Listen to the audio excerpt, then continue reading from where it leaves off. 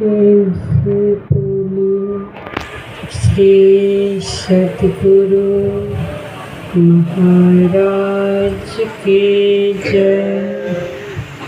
श्री सद्गुरु महाराज की जय। श्री सद्गुरु। मैं आती हूँ, मुझे बहुत खुशी होती है।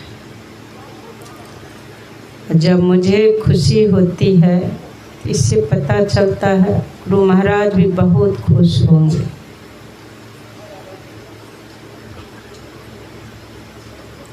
एक ही दिन में जैसे ही पता चलता है इधर के सत्संग प्रेमियों को कि माता जी आने वाली है, चारों तरफ से सब के सब चले आते हैं।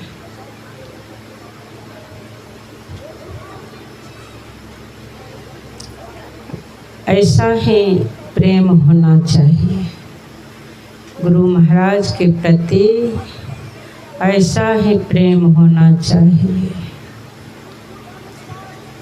यही प्रेम एक दिन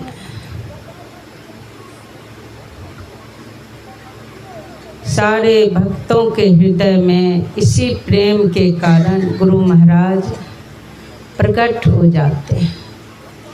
सबके हृदय में, सत्संग प्रेमियों के हृदय में प्रकट हो जाते हैं।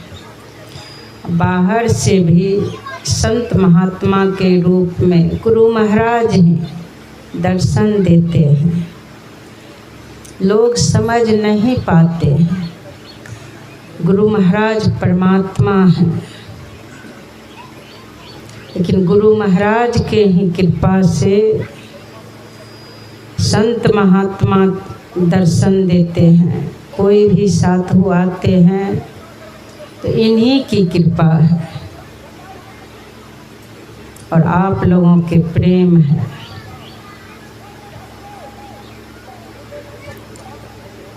भगवान शिव माता पार्वती से एक बार कहे हैं कि सबके सब भगवान के खोज में थे, तो भगवान शिव उस समय बोलते हैं कि हरि व्यापक सर्वत्र समाना, अब प्रेम ते प्रगट होई मैं जाना। कि वो सर्वत्र व्यापक है और व्यापकता से भी परे है, वो सर्वत्र है, लेकिन वो प्रेम से प्रकट होते हैं।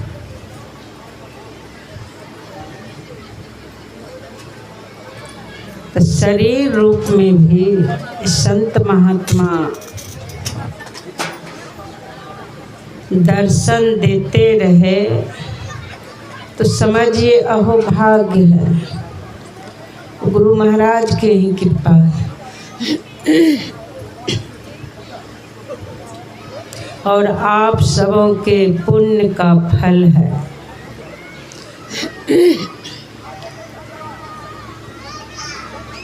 अभी मैं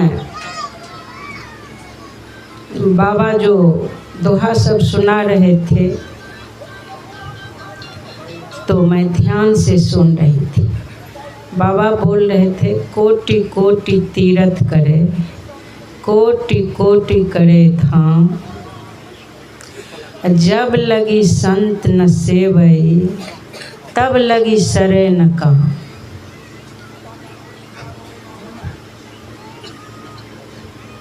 करोड़ों करोड़ों तीर्थों के सेवन करते रहेंगे।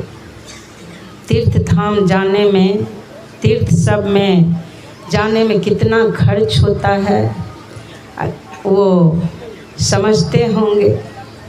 करोड़ों करोड़ों तीर्थ यहाँ पर कह रहे हैं एक तीर्थ में करोड़ों करोड़ों तीर्थ,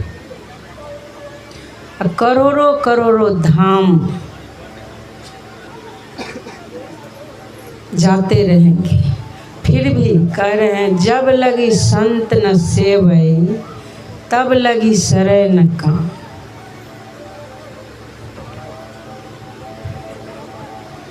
गुरु महाराज की वाणी में है नित प्रति सत्संग कर ले प्यारा, तेरा कार्य सरे सारा। तो आपकी कामना तब पूर्ण हो जाएगी जो नित्य नियमित रूप से सत्संग करेंगे। करोड़ों तीर्थ का सेवन करते रहेंगे, आप जीवन भर तृप्त नहीं हो सकते हैं, सारा कार्य आपका पूरा नहीं हो सकता। एक माता जी सत्संग आश्रम में बराबर आती थी, सेवा भी करती थी, खूब ध्यान भी करती थी।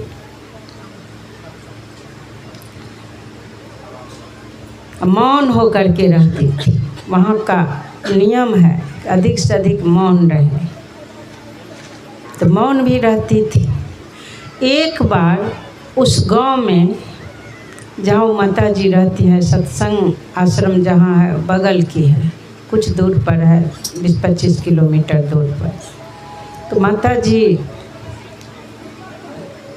एक बार आई थी बीच में कि बस जा रही है, चारों तीर्थ, चारों धाम के चारों तरफ घुमाने के लिए, बहुत से तीर्थ का सेवन करा देंगे, बहुत जगह घुमाएंगे, हम लोग भी बस से जाएंगे।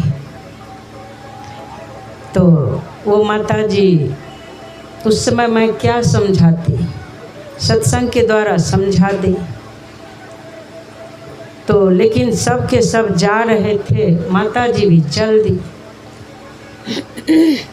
कि तीर्थ धाम घूमने जा रहे हैं। माता जी जब तीर्थ गई घूमने के लिए, चारों तरफ से घूम फिर के जब आई, जब आश्रम पहुँची, बहुत दिन के बाद आश्रम आए, तो आश्रम आने पर जो भी थे, जिनके पास बैठती थी, तो तीर्थ धाम से आने के बाद जहाँ भी बैठती थी, मैं देखती थी माता जी को कि पहले जो सेवा प्रेम से वहाँ करती थी, वो सेवा छूट चुका था, अब सेवा भाव खत्म हो गया है। और जिनके पास बैठती थी, जहाँ जहाँ घूमी थी, जो जो खाई थी, वही सब सुनाती थी कि वहाँ उस मंदिर में हलवा पूरी मिला, वहाँ पर इस मंदिर में ऐसे देखे, बहुत बढ़िया बढ़िया मूर्ति देखे। मतलब जहाँ बैठती थी, जो जो जहाँ जहाँ खाई, जहाँ जहाँ घूमी, वही सब व्याख्यान सबके पास देती थी। अपना भी अब व्यस्त है, दूसरे को भी भजन से छुड़ा देती थी, मंत्र जाप छुड़ा देती थी, सेवा छुड़ा देती थी। अब बताइए, वो उस तीर्थ में गई तो और पाप के बोझ सिर पर लाद ली। जो भी ध्यान भजन करते थे उसको भी छुड़ा देती है, और जहाँ भी बैठेगी जा कर के, हजारों हजारों के पास मिलती जुलती होगी, जाती होगी, सबके पास वही सब, वही माया की बातें, वही कचरा, खाना पीना, सोना, ईंटा पत्थर के गुणगान करना, यही सब करती थी। बताइए, तीर्थ सेवन का फल देख लीजिए।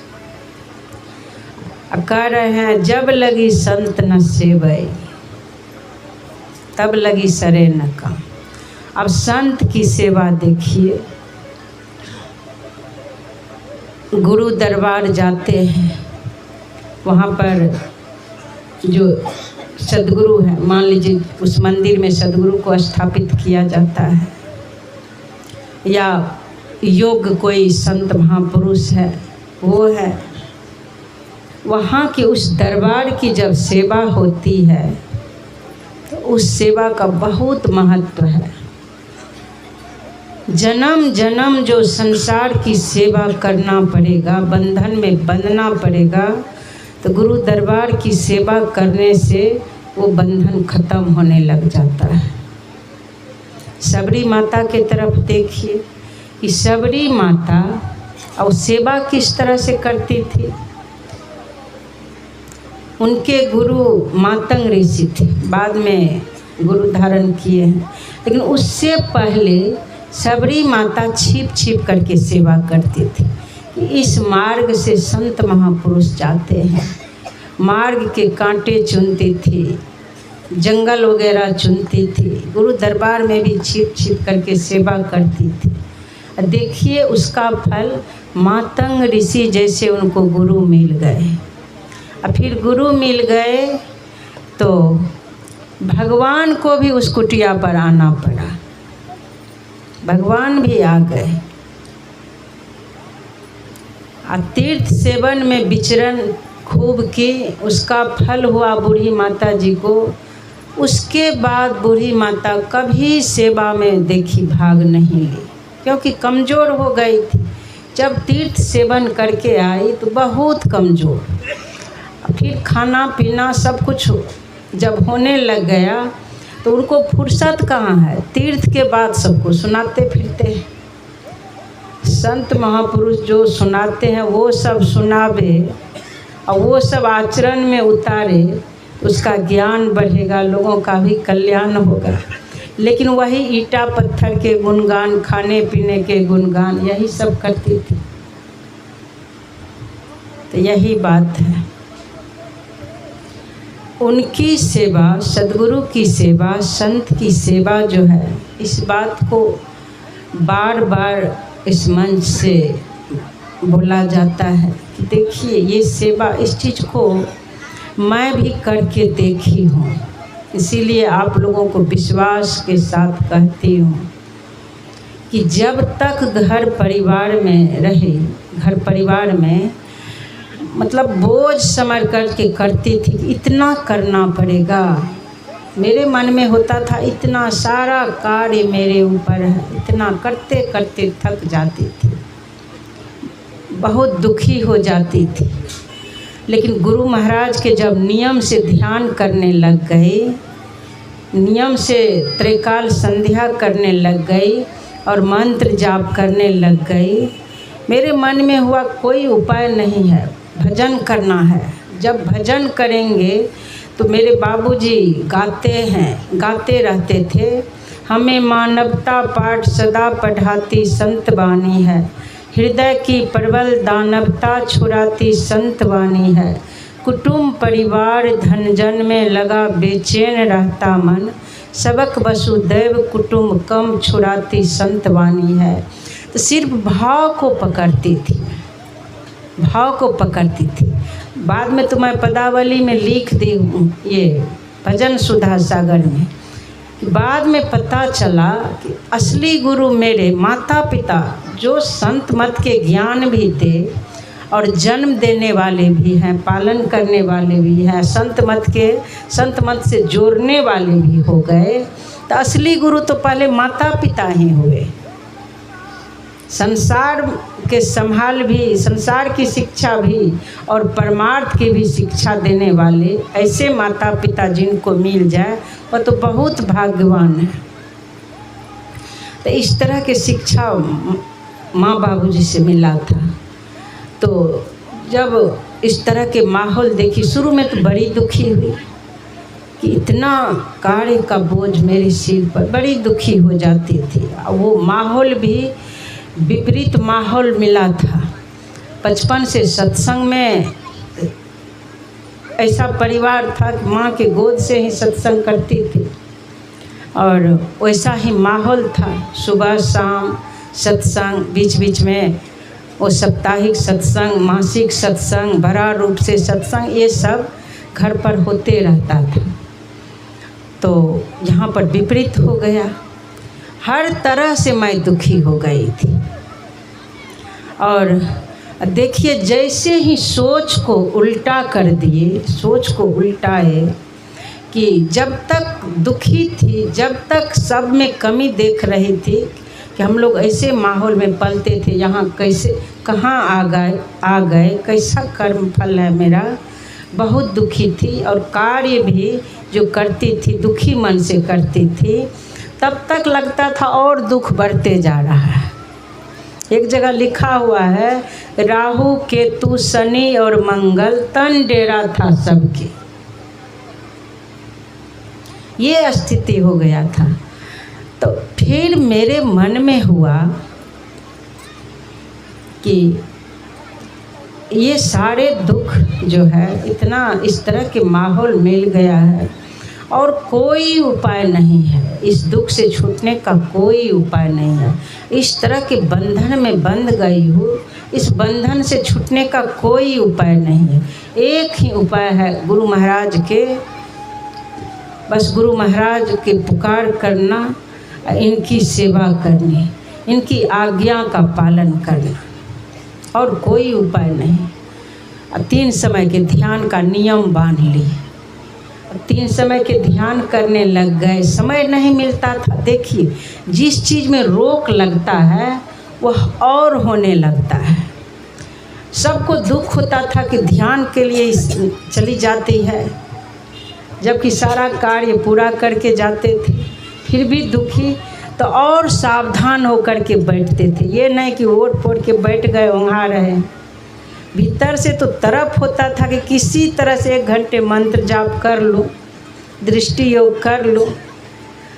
इस तरह से जो कुछ ही दिन किए, अधिक नहीं किए, कुछ ही दिन इस तरह के अभ्यास, और उसका फल मैं देखी कि स्तुति प्रार्थना करने का मेरे पास समय नहीं था, क्योंकि परिवार बड़ा था। स्तुति प्रार्थना करती ही नहीं, संयोग बस कभी कर लेती थी 4 बजे ब्रह्म मुहूर्त में, और शाम वाला स्तुति प्रार्थना चूल्हा के पास 1 घंटे किसी तरह समय निकाल करके ध्यान में बैठते थे।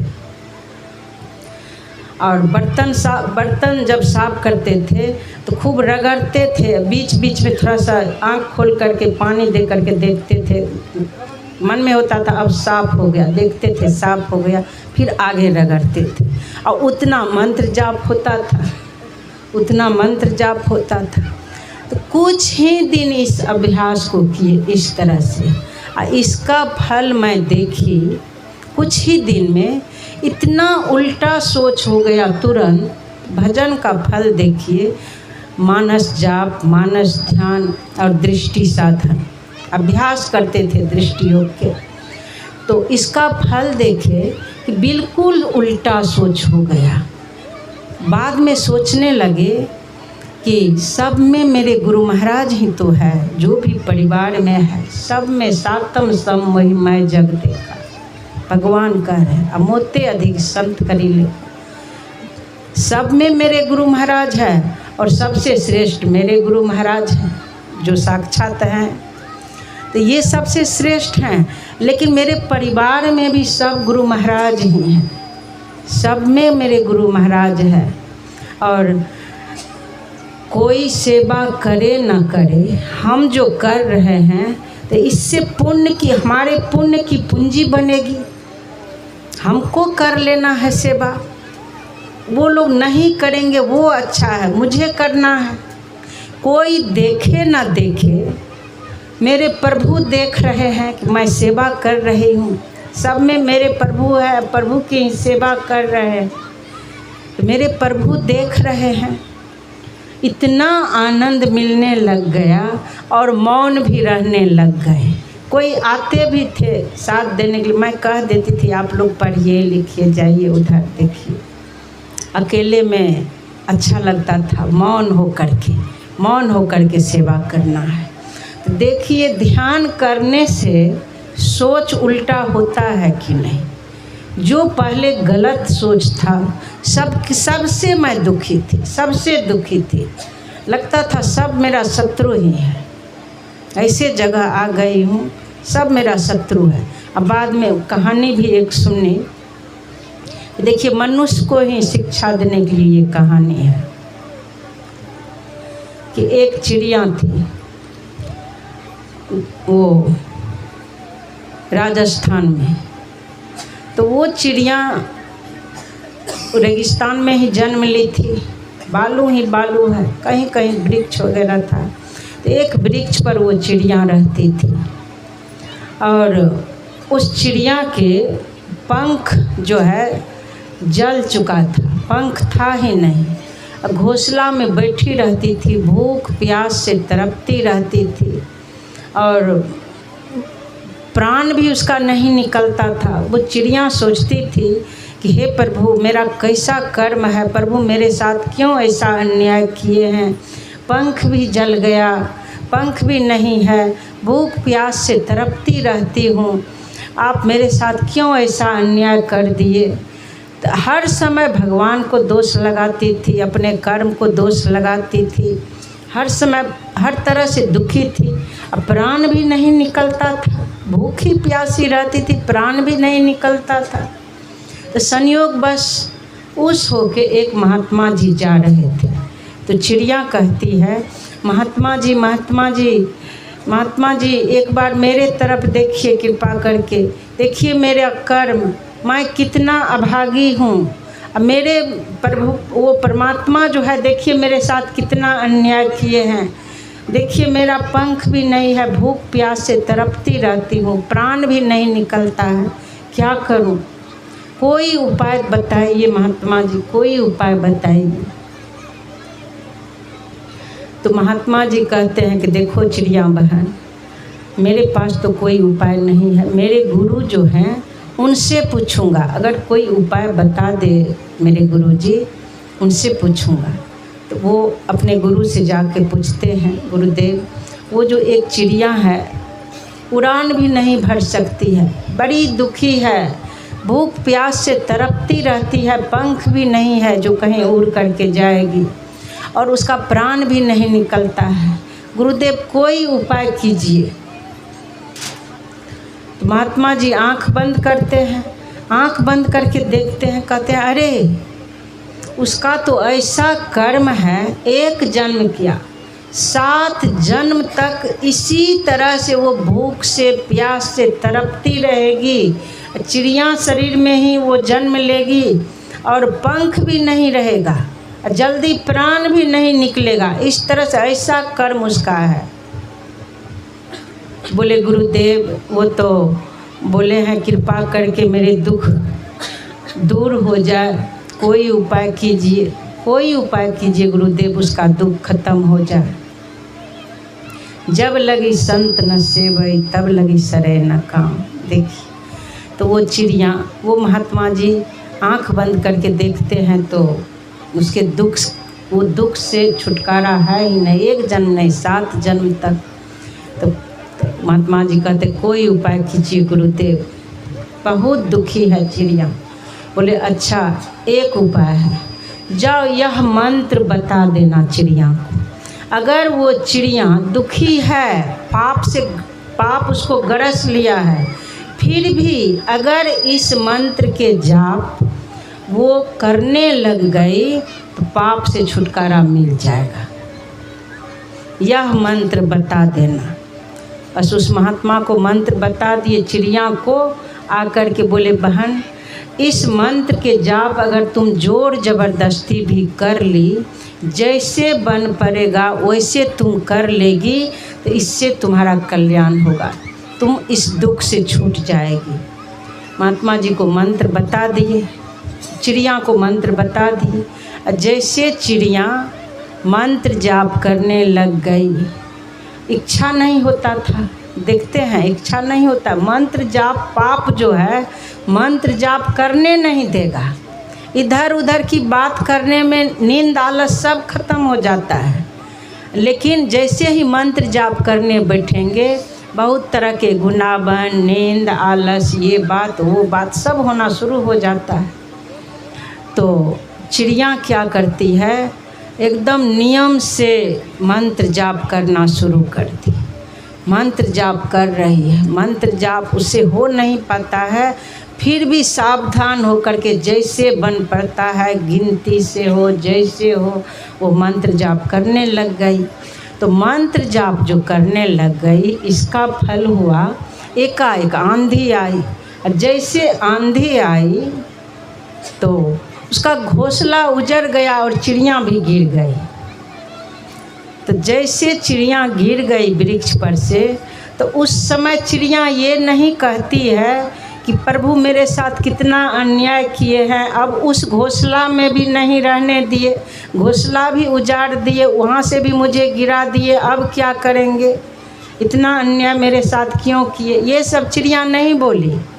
मंत्र जाप जो लगन से की, बहुत प्रेम से की, तड़प करके की, आकुल व्याकुल हो करके उस परमात्मा को पुकारी, उसका फल क्या हुआ?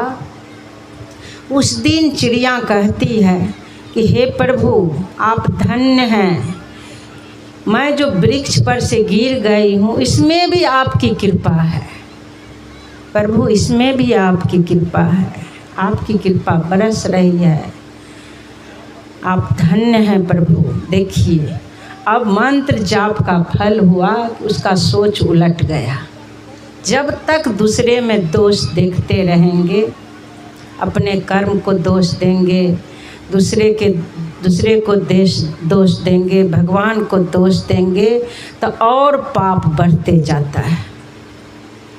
जब वो चिड़िया कहने लगी कि प्रभु आप धन्य हैं, धन्य है प्रभु, आपकी असीम कृपा है, इसमें भी आपकी कृपा है जो मैं गिर गई, तो कुछ देर चिड़िया छटपट करती है इधर उधर, उसके बाद देखती है बगल में ही, ऊपर से गिरी थी, चोट था, बगल में ही कुछ ही दूरी पर देखती है कि जल है, जहाँ पर चिड़िया गिरी थी बगल में ही जल था। तो जी भर के चिड़िया जल ग्रहण की। उसके बाद जब जल ग्रहण की तो थोड़ा सा होश आ गया, तब देखती है वहाँ पर कुछ चारा था, तो चारा भी ग्रहण की। अब चारा भी ग्रहण, भूख लगने पर चारा ग्रहण कर लेती है, प्यास लगने पर जल ग्रहण कर लेती है। धीरे धीरे चिड़िया स्वस्थ होने लग गई और नित्य नियमित रूप से चिड़िया मंत्र जाप कर रही है, हर समय मंत्र जाप कर रही है, उस प्रभु को पुकार रही है, प्रभु को धन्यवाद दे रही है, हर तरह से कहती है प्रभु आपकी असीम कृपा है, प्रभु आपकी असीम कृपा है। एकदम भाव विह्वल हो करके, एकदम तड़प करके उस प्रभु से एकदम प्रेम से उनको पुकारती रहती है, प्रभु आप धन्य हैं, प्रभु आप धन्य हैं। तो इस तरह से जो वो बीच बीच में तड़प उठती है, इस तरह से कहती है, उसका फल हुआ धीरे धीरे चिड़िया स्वस्थ होने लग गई, पंख भी उगने लग गया, धीरे धीरे चिड़िया को पंख उग गया, अब भोजन भी मिल रहा है, चिड़िया फुदक फुदक के यहाँ से वहाँ जाने लग गई, पूरे पंख हो गया। फिर चिड़िया उड़ने भी लग गई। अब चिड़िया वृक्ष पर भी उड़ करके चली जाती है, इस डाल से उस डाल पर, उस डाल से उस डाल पर। फिर चिड़िया मीठी आवाज़ में गाने भी लग गई, सुरीली आवाज़ में गाने लग गई। तो संयोग से वही महात्मा उस होके आते हैं, तो मन में सोचते हैं कि यहाँ पर चिड़िया की आवाज़ आ रही, बहुत मधुर आवाज़ में गा रही है, वही चिड़िया तो नहीं है, ज़रा देखूं जा कर के। तो पास आते हैं, बोले बहन तुम वही चिड़िया हो जिसका पंख जल चुका था? बोले हाँ बाबा मैं वही चिड़िया हूँ, मैं वही हूँ। देखिए आप मेरे ऊपर कृपा कर दिए, मंत्र जो बता दिए उसी मंत्र का चमत्कार है, उसी मंत्र का चमत्कार है। मैं जो मंत्र जाप की उसी का फल देखिए, मैं हर तरह से स्वस्थ हो गई। उस प्रभु को जो पुकारने लगी, अब मेरे लिए न जल की कमी है, न भोजन की कमी है, पंख भी हो गया, हर तरह से मैं स्वस्थ हो गई, हर तरह से मैं स्वस्थ हो गई। तो यही बात है। तो सबको भजन करना चाहिए। गुरु महाराज कहते हैं जितने मनुष्य तनधारी हैं प्रभु भक्ति कर सकते सभी, अंतर व बाहर भक्ति कर घटपट हटाना चाहिए। पाठ में सुन रहे थे कि चाहे कछुए के पीठ पर बाल जमावे, चाहे खरहा को सींग हो जाए, लेकिन राम के भक्ति के बिना कोई सुख नहीं पा सकता है। बिना राम के भक्ति किए, उस प्रभु के भक्ति किए कोई सुखी नहीं हो सकता है। बर्फ से हिमते प्रगट अनल बरु होए, चाहे बर्फ से अग्नि प्रगट हो जाए, आकाश में बहुत तरह के फूल खिल जाए, लेकिन राम से विमुख होकर के कोई सुखी नहीं हो सकता है, कोई सुखी नहीं हो सकता है। तो राम से विमुख, अभी देखिए मैं आ रही थी, इधर से, और 6-7 बुजुर्ग, आगे मृत्यु खड़ी है। अब देखिए ताश के अड्डा लगा करके बैठे हुए, बताइए, आगे मृत्यु खड़ी है और सब ताश खेल रहे हैं। राजा परीक्षित के राज्य में जब कलयुग प्रवेश किया तो राजा परीक्षित देखते हैं कि ये कौन है। बोले आप कौन हैं? बोले मैं कलयुग हूँ, अब जा रहा हूँ आपके राज्य में प्रवेश करने जा रहा हूँ। बोले तुम्हारा इतना हिम्मत, मेरे राज्य में तुम प्रवेश करोगे? जब तक परीक्षित है तुम मेरे राज्य में प्रवेश नहीं कर सकते हो। बोले नहीं, ये नियम है, अब कलयुग आ चुका है, इसलिए मुझे प्रवेश करने दीजिए। बोले ठीक है, खूब कहने लग गए मुझे शरण दीजिए। बोले ठीक है, 4 जगह तुम रह सकते हो, 4 जगह बांध दिए कि जहाँ जुआ का खेल होता है वहाँ, जहाँ व्यभिचार होता है वहाँ, जहाँ हिंसा होती है वहाँ, जहाँ मदपान होता है, 4 जगह रह सकते हो। बोले और ऐसा जगह दीजिए जो मैं फ्री होकर के रहूं। बोले धन में भी कलयुग का निवास होता है, धन में भी रह सकते हैं। जहाँ अधिक धन जमा करके लोग रखते हैं न योग में लगते हैं, ऐसे ऐसे धर्म के कार्य में नहीं लगाते हैं। धन को बोरा बोरा, इस बार जो वो नकली रुपया निकल गया था, बोरा बोरा लोग आग लगा दिए, नदी में भसा दिए। तो ऐसे ऐसे जगह निवास करना। और सोना में, तुम सोना में निवास करो, तो सोना भी लोग खरीद खरीद के रखते जाते हैं। धन का सदुपयोग करना चाहिए। धन हो तो भोग में जितना ज़रूरी है खर्च कीजिए, ऐसे धर्म में, धर्म के कार्य में लगाइए, और नहीं तो फिर रोग में बड़ा बड़ा आफत आ जाता है, धन चला जाता है, तो ये सब होता है। तो कलयुग और बहुत जगह जहाँ जूठन रखता है, घर में लोग अस्त व्यस्त करके रखते हैं, रात में भी खा पी लेते हैं। ऐसा संत महापुरुष सुनाते हैं कि खा पी करके जहाँ तहाँ जूठन फेंकते हैं, वहाँ भी कलयुग का निवास हो जाता है। किसी किसी के घर में जाएंगे, वस्त्र पहनते हैं, ढेरी लगा करके रखते जाएंगे, ऐसा लगेगा कि भूत निवास कर गया है उसके घर में। तो अस्त व्यस्त रहेगा। ये नहीं कि ये रसोई घर का सब सामान रसोई घर में रखें, बर्तन वगैरह, वस्त्र जहाँ रखा जाता है वहाँ समेट करके चपोत करके रखें।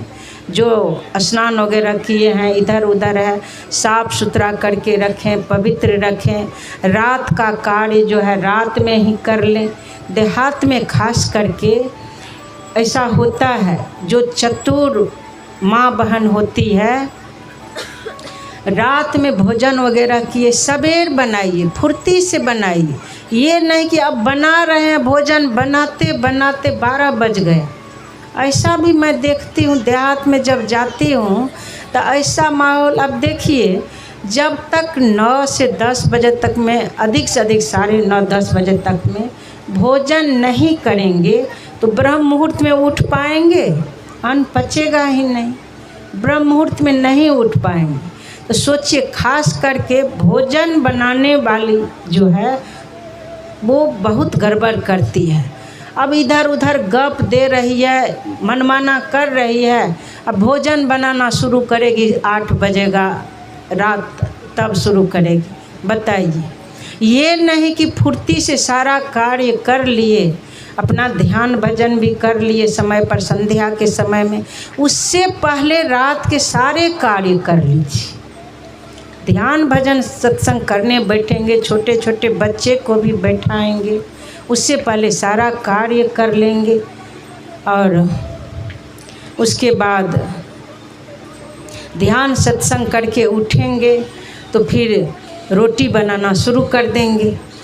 ध्यान से पहले सब्जी वगैरह बना लीजिए, सारा कार्य कर लीजिए। इस देहात में ये बहुत गलत आदत है।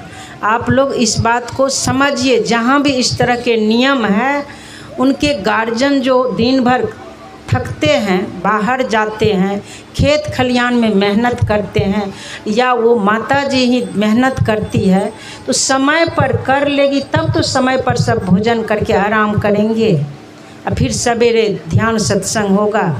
तो आज से सुन लीजिए, इस तरह से जो नहीं चलते हैं, जो फुर्ती से अपना कार्य नहीं करते हैं, और घर के कुशल गृहिणी को चाहिए। मैं वहाँ सुनाई थी कि देखिए सासू माँ, ससुर जी, जेठानी, ये सब जो होती है शुरू से बहुत करती है, बहुत मेहनत करती है। बाद में जो छोटी छोटी आती है तो उस सबको सोचना चाहिए कि उस अब जो बड़े हैं उनको थोड़ा आराम मिले, वो सब भी कुछ न कुछ करती ही हैं। लेकिन जो नई बहू सब आती है तो उनका वो जब सेवा करेगी, हर तरह से समय पर सारा कार्य करेगी, तब तो उसका पुण्य बनेगा, तब पुण्य बनेगा। और जब पुण्य बनेगा तब उसका ध्यान भजन भी होगा। वो कई तरह के रोग धर लेता है, हर तरह से वो दुखी रहती है, तो वो सभी सेवा से सद्गुण है आते, जिससे जीवन सुखमय होता। तो वो सेवा करने से शरीर भी स्वस्थ होने लगता है। अब बड़ों के बड़े सासू माँ, जेठानी वगैरह करके दे रही है, और वो जब बैठे बैठे खाएगी तो और अस्वस्थ होगी कि नहीं, और पाप उसका बढ़ेगा कि नहीं। इसीलिए फुर्ती रखिए, एकदम फुर्ती से जब सारा कार्य करेंगे, और सुबह के कार्य रात में ही करके रख लेना चाहिए। रात में ही लोग लिपाई करते हैं, चूल्हा पर भोजन बनाते हैं देहात में, रात में ही चौका बर्तन सब मंत्र जाप भी कर रहे हैं। इतना फुर्ती से चलेंगे, परिवार बड़ा है तो कोई भोजन करवा रहे हैं, तो कोई चौका बर्तन इधर कर लिए, कोई रोटी ही इधर बना रहे हैं। तो इतना फुर्ती रखेंगे तो सारा कार्य सुंदर ढंग से हो जाएगा, और सब मिल करके सवेरे भजन भी कर लेंगे।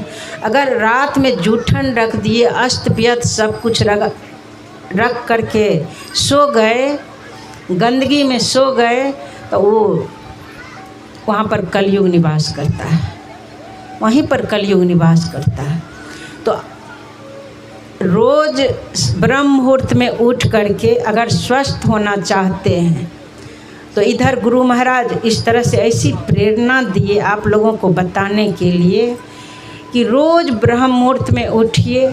जैसे मोबाइल वगैरह चार्ज करते हैं, उसी तरह से अपने मन को सद्गुरु रूपी बिजली में से चार्ज कर लीजिए।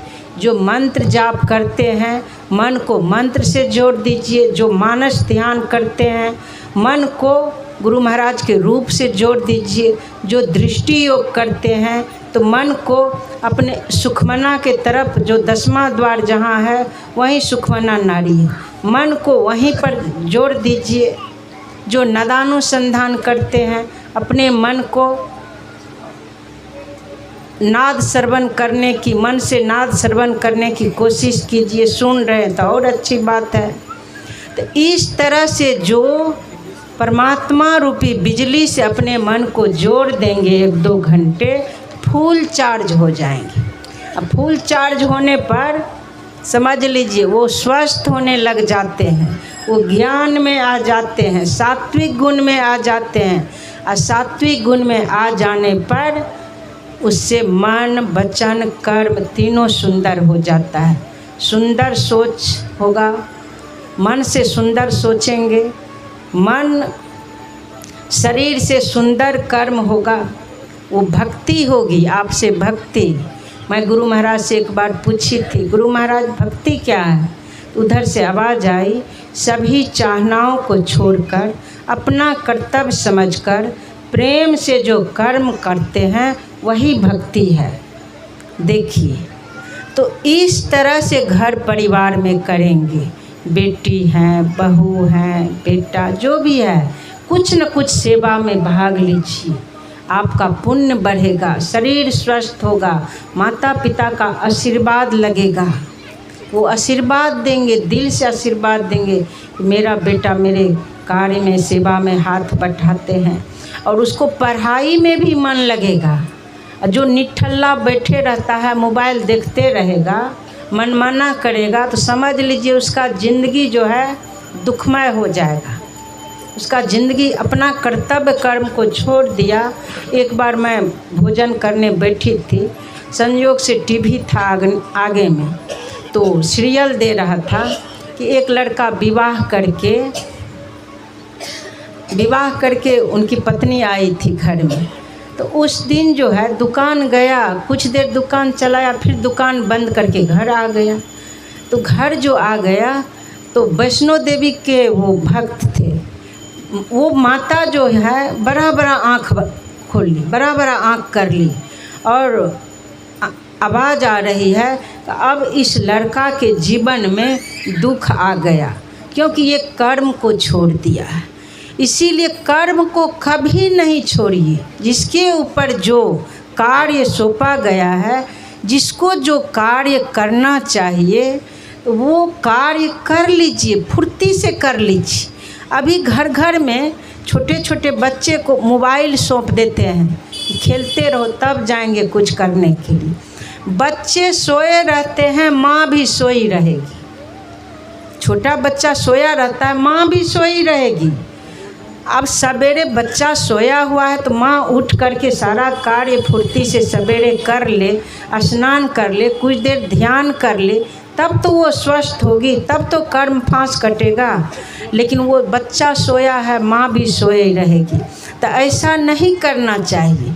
सवेरे उठ जाइए, बच्चा सोया हुआ है, सवेरे उठ जाइए, फुर्ती से सारा कार्य कर लीजिए, स्नान वगैरह कर लीजिए। इससे हर तरह से लाभ होगा। आपके घर में जो है लक्ष्मी विराजमान हो जाएगी। आपके घर से लक्ष्मी कहीं नहीं जाएगी और आपका घर जो है स्वर्ग बन जाएगा। आप लोग देखेंगे। इस कार्य को शुरू कर दीजिए, आज से शुरू कर देना है। इतना फुर्ती लाना है। अगर शरीर अस्वस्थ है तो चिड़िया के तरह, देखिए चिड़िया जोर ज़बरदस्ती मंत्र जाप की तो चिड़िया का जीवन बदल गया। उसी तरह से रघुपति भक्ति बिना सुख नाही, रघुपति भक्ति बिना सुख नाही। अपने परिवार में भी जो अपना कर्तव्य कर्म कर रहे हैं तो वो परमात्मा की सेवा है, परमात्मा की भक्ति है वो। इस बात को समझिए, यही सत्य है। जहाँ जाएंगे मंदिर में जाके सेवा करेंगे, गुरु दरबार में सेवा करेंगे, तो वो कब मिलेगा ऐसा मौका कहा नहीं जा सकता है। वो मौका भी तब मिलेगा आपको जब अपने घर में अपना कर्तव्य का पालन करेंगे, घर में बड़ों का आदर करेंगे, छोटे को प्यार देंगे, बड़ों का सम्मान करेंगे, तब ऐसा अवसर मिलेगा। पुण्य पुंज बिनु मिलई न संता। जब तक माता पिता गुरु आए गए अतिथि बड़े बुजुर्गों की सेवा नहीं करेंगे तो पुण्य पुंज बिनु मिलई न संता, तब तक पुण्य की पूंजी नहीं बनेगी और आपका घर जो है स्वर्ग जैसा घर नरक बन जाएगा। अगर मनमाना करेंगे तो स्वर्ग जैसा घर नरक बन जाएगा। आगे बहुत दुख होगा, जीवन में आगे बहुत दुख होगा। तो सुखी होना चाहते हैं तो साहस कीजिए, आगे बढ़िए, अपने शरीर को भी स्वस्थ बनाइए, मन को भी स्वस्थ बनाइए, घर को स्वर्ग बनाइए, तब काम बनेगा। और आगे जान रहे, आगे मृत्यु खड़ी है। जब पुण्य की पूंजी बनाएंगे तो रज्जब अली विवाह करने जा रहे थे। आप लोग जानते होंगे कि रज्जब अली एक भक्त हैं, वो विवाह करने जा रहे थे। जैसे विवाह करने जा रहे थे तो गुरु के आवाज़ दूर से आई। देखिए संसार के बंधन में उनको फंसने नहीं दी। दूर से आवाज़ आई, सिर पर मोर है। कह रहे हैं, गुरु की आवाज़ आ रही है, गुरु कह रहे हैं कि रज्जब तैं गज्जब किया, सिर पर बांधा मोर, आया था हरि भजन करन को, चला नरक की ओर, चला नरक की ओर। तो गुरु की आवाज़ वैसे आ जाती है। ऐसे सच्चे भक्त वैसे बन जाते हैं, जब तक पुण्य की पूंजी नहीं बनाएंगे, माता पिता गुरु के आदर नहीं करेंगे, उनकी सेवा नहीं करेंगे, क्योंकि सेवा से ही सद्गुण आते हैं और तब किसी को संत मिलते हैं। सोचिए, वो विवाह करने जा रहे थे और तब गुरु की आवाज़ आ गई कि आया था हरि भजन करन को चला नरक की ओर।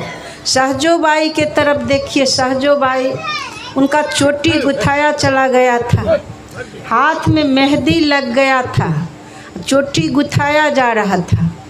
उसी समय गुरु के आवाज़ आती है कि जैसे सरसी लोह की छिन पानी छिन आग, वैसे सुख दुख जगत के सहजो तू तजी भाग, सहजो तू तजी भाग। अब बताइए, देख रहे हैं जिस घर में जिस घर परिवार, अब हो गया, कुछ देर बैठिए माता जी, सब कुछ देर बैठिए, अब समाप्ति के तरफ जा रहे हैं। तो सहजोबाई देखिए, अभी जो दुख से जो भी दुखी हैं, तो दुख से छुटकारा पाना सब चाहते हैं। तो सहजोबाई पुण्य के पूंजी बना चुकी थी, उस तरह से पुण्य के पूंजी बना चुकी थी, इसीलिए गुरु के तरफ से आवाज़ आ गई कि अब संसार के माया में फंसना नहीं है। सहजो सुख दुख जगत के, जैसे सरसी लोह की छिन पानी छिन आग, वैसे सुख दुख जगत के सहजो तू तजी भाग। भागो यहाँ से, इस संसार में सुख दुख होते रहता है, इसीलिए भागो। तो ये आवाज़ जो गुरु की आई, कैसे आई? पुण्य प्रकाष्ठा पर हो गया था।